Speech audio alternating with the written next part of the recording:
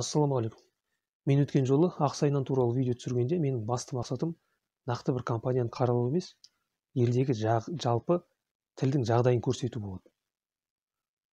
Қазақта мақал бар ғой, келінім саған айтам, қызым сен тыңда дейді ғой. Сол сияқты мен ақсайнан туралы айттым, бірақ ол жалпы бүкіл орта шағын бизнеске бағытталған әңгіме. Өйткені қай компанияны алсақ та қазақ тілін ешкім ойлап жатқан жоқ. Енді бірен саран өте сирек кездесетін жағдайлар бар, бірақ жалпы қазақ тілін ешкім ойлап жатқан жоқ.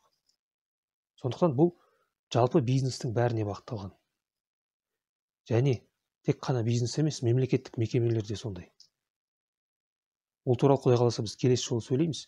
Енді қазір менің айтайын деп отырғаным жалпы өнім атаулары ғана емес, компания атаулары, фирма атаулары, дүкен атаулары да бізде тура сондай қазақ тілінде емес, көбінесе орыс тілінде. Сіздер ойлайтын шығарсыздар, мен маңызды емес қайдағы бір ұсақ түйек нәрсені әңгіме қылып, керек емес нәрсені талқылап жатырмын деп. Бірақ егер біз осындай ұсақ түйек нәрсеге көңіл бөлмесек, мән бермесек, онда олар жинала береді де, оның арты үлкен мәселеге айналып кетеді. Және дүкен атауларының қазақ тілінде болмауы шын мәнінде маңызды нәрсе. Ол ұсақ түйек нәрсе емес. Өйткені дүкендер ол қаланың имиджі, ол жалпы біздің еліміздің имиджі, бейнесі. Мысалы, шетелден бізге шетел азаматтары келеді ғой. Олар қала ішінде жүрген кезде ең бірінші не көреді? Олар ең бірінші сол дүкендерді көреді.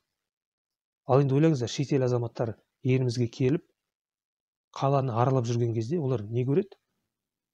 Дүкен атауларын көреді. Мечта, Планета электроники, Белый ветер, Технодом, Хозяюшка, 12 месяцев. Солай кете береді. Сонда олар ойлайды ғой, мен қайда келдім өзі? Ресейге келдім бе деп ойлап қалады ғой. Мынау қазақ елі ме, мен қайда жүрмін өзі деп ойлайды ғой. Сосын дүкенге кіреді, ақпараттың бәрі орыс тілінде, қызметтің бәрі орыс тілінде. Сосын олар ойлай бастайды. Мынау қазақтар не деген халық өзі? 30 жыл бойы тәуелсіздік алғалы өз тілін мойындата алмай жүр. Егер қазақ өзін осылай сыйламаса, онда мен неге оларды сыйлаймын? Мен не үшін қазақ тілін үйренемін? Мен онда орыс тілін үйренемін де, жайбарақат жүре беремін деп ойлайды. Сөйтіп олар ең бірінші орыс тілін үйренеді. Ал одан кейін қазақ тілін үйренемін десе үйренеді, бірақ көбісі оны үйренбейді де, жүре береді солай. Орыс тілін пайдаланып, мәз болып жүреді. Кейбір саналы азаматтар бар, олар Қазақстанға келер алдында, келмей жатып, қазақ тілін үйреніп алады. Ондайлар бар. Бірақ жаңа мен айтып кеткен мысал жиі кездеседі. Көп адамдар келеді, орыс тілін үйренеді, сосын қазақ тілін үйренсе үйренеді, үйренбесе ол да жоқ. Мен мысалы өз өмірімнен мысал келтірейін. Мен студент кезімде біздің университетте бір Қытай студент оқитын. Ол Қазақстанға орыс тілін үйрену үшін келді. Ол біздің университетте оқып жүріп, орыс тілін үйреніп алды, әжептәуір кішкене үйренді, өзіне орысша ат қойып алды, Коля деп. Бірақ оларда қазақ тілі пәнінде болған университетте. Сосын бір рет ол айтып қалды, маған қазақ тілінен емтихан тапсыру керек деп. Ал мен оның қазақша сөйлегенін көрген емеспін. Сосын мен оны сұрадым, сендерде қазақ тілі сабағы бар ма десем, иә бар дейді. Бірақ мен сабағына бармаймын дейді. Мен оқытушыға ақшасын бере салам, ол маған емтихан бағасын қоя салады деп. Көрдіңіздер ме? Біріншіден ол біздің бүкіл кемшіліктерімізді бірден қағып алды да, соны пайдаланып қалды. Ақша төлеп оқи беруге болатынын көрді. Және қазақ тілінің шын мәнінде қажет емес екенін көрді. Сосын ойладым, маған керегі не оны, мен оны оқымаймын, мен онда ақшасын беріп жүре беремін деп. Әйтеуір өзіне қажетті орыс тілін үйреніп алды. Сондықтан осындай былай бір қарағанда маңызды емес сияқты нәрсеге қол сілтеп жүре бермей, әр нәрсеге көңіл бөлу керек. Өкінішке орай, өткен жолы айтқандай, өнім атауларын қадағалайтын заң жоқ. Сол сияқты осы компания атауларын, дүкен атауларын да қадағалайтын заң бізде жоқ екен.